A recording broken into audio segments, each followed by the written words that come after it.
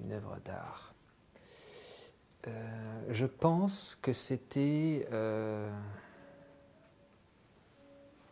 quand j'ai joué une pièce du petit livre d'Anna Magdalena Bach. Il y a une de ces pièces qui m'a plus touché que les autres et dont je me souviens encore aujourd'hui. Et je ne me souviens plus exactement quelle est la pièce, mais elle me faisait un effet particulier. Pour moi, ce n'était pas du Bach ou de la famille de Bach, c'est quelque chose qui me touchait. Je pense que c'est la première musique que je jouais qui m'est touchée, par un caractère que je ne m'explique pas encore, et je la joue régulièrement, avec plaisir, même si elle est très facile à jouer, qu'à l'époque ça a présenté un challenge technique pour moi.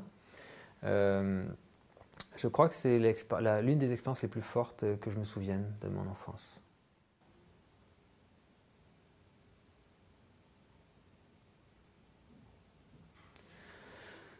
Il y a une expérience esthétique qui m'a poussé à faire du terrain. C'est quand j'ai écouté le premier disque de Ted Levin sur la musique des Tuvas, la musique traditionnelle des Tuvas. C'était le premier disque qui sortait en Occident chez nous, c'était en 1990 chez Smithsonian. Et la première pièce, c'est un chant diphonique, une technique kargra, extrêmement grave, quelque chose de très rock. Je ne connaissais rien des Tuvas et ça m'a tellement impressionné que je me suis dit, je veux aller là-bas. Et je ne savais même pas pourquoi. D'ailleurs, le chant diphonique n'a pas représenté dans mes recherches un champ de recherche particulier. Par la suite, j'ai été extrêmement déçu de ce que j'ai vu au niveau anthropologique. Mais cette pièce, elle m'a choqué. Voilà, elle m'a vraiment atteint à un niveau qui m'a surpris. Et donc, c'était même plus une question de me poser si j'allais aller là-bas. C'était, oui, je vais y aller. C'était comme une évidence.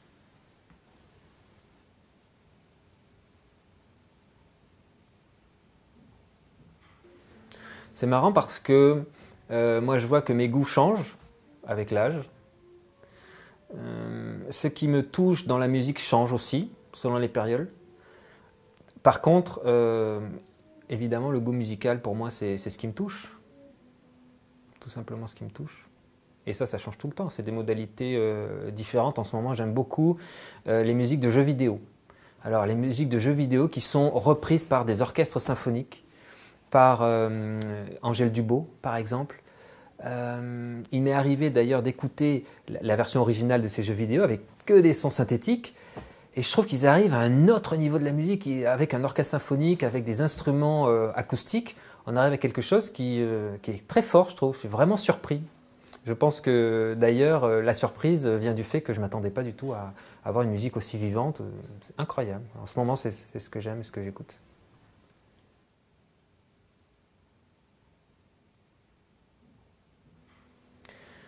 Alors le discours des compositeurs contemporains va pouvoir m'influencer.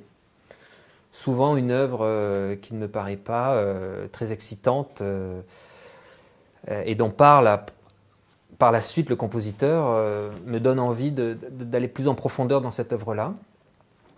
Je me souviens aussi des cahiers de correspondance que j'avais lus de Chopin qui m'avaient permis de mieux comprendre, ou par exemple les analyses faites des œuvres de Webern, ça m'avait vraiment beaucoup aidé. Mais je dirais que ça dépend des œuvres en fait. Je pense pas que... Je recherche pas en tous les cas le discours autour de l'œuvre. Comme je te disais tantôt, vraiment, c'est est-ce qu'elle me touche ou pas? C'est aussi direct et concret que ça.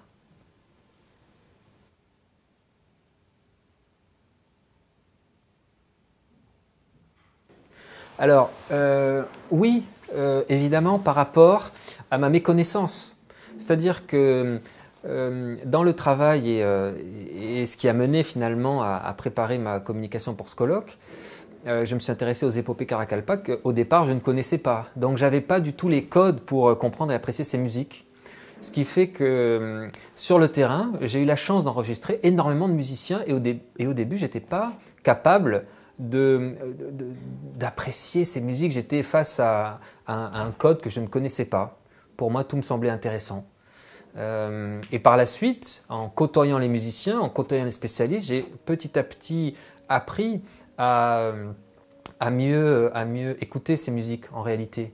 Donc je ne pense pas qu'il y ait sur mon terrain une divergence de goût entre mon bagage et le leur, mais plutôt en me rapprochant d'eux, je pense pouvoir dire que j'écoute un peu plus comme eux et que j'apprécie certains traits musicaux auxquels auparavant je ne prêtais pas d'attention.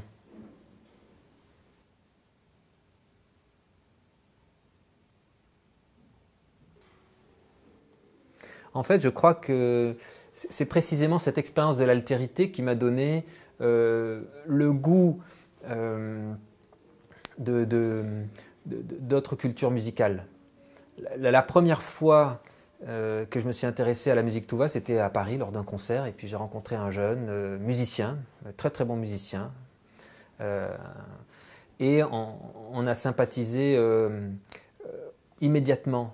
Ce qui était au départ surprenant pour moi, c'était de voir à quel point on pouvait se lier de façon aussi simple. Et je crois que c'est ces rapports humains qui ont un impact sur notre appréciation esthétique. En tous les cas, pour moi, c'est ça. Avant la musique, c'est des rapports humains. Donc c'est clair que je ne pense pas qu'il y ait de rapport objectif. Je ne vais pas retracer l'histoire de ma vie, mais si par exemple, avec ce musicien, on n'aurait pas noué cette amitié-là, est-ce que j'aurais continué de façon aussi intense à m'intéresser aux musiques du sud de la Sibérie? Je ne sais pas, je ne suis pas du tout sûr. Moi, ce qui me guide dans les terrains, c'est vraiment le rapport avec des gens qui, au départ, sont des informateurs, qui assez vite deviennent des amis, et avec lesquels il y a un rapport empathique qui fait qu'on a envie de mieux se comprendre et on a envie d'être sur la même longueur d'onde. Donc ça facilite le rapport à des esthétiques qui sont complètement différentes et la curiosité pour même des systèmes qui ne sont pas du tout les miens, ou même au départ un goût pour un certain exotisme. Moi, je revendique ça aussi. Il y a des musiques qui m'ont passionné parce que je ne connaissais rien à leur sujet.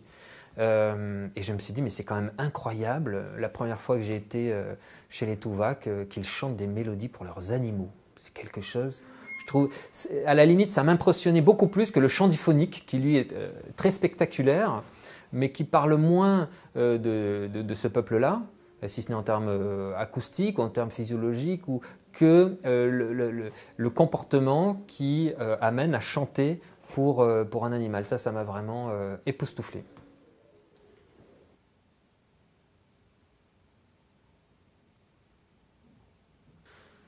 Ben, je dirais que mon métier d'ethnomusicologue m'ouvre les oreilles sur des musiques et donc sur des univers que je ne soupçonne pas tant que je ne les connais pas, et que ces univers-là sont toujours liés à l'humain.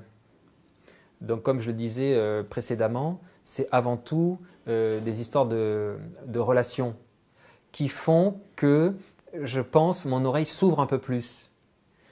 Si par exemple j'assiste à un rituel de chaman dans le sud de l'Ouzbékistan, il est évident que le rituel en tant que tel, même s'il a une dimension intéressante, il est très limité par rapport à toute la vie sociale qui se passe autour, par rapport au motif qui a mené à consulter cette chamane, par rapport aux personnes avec lesquelles je suis, par rapport à l'officiante, par rapport aux malades éventuellement.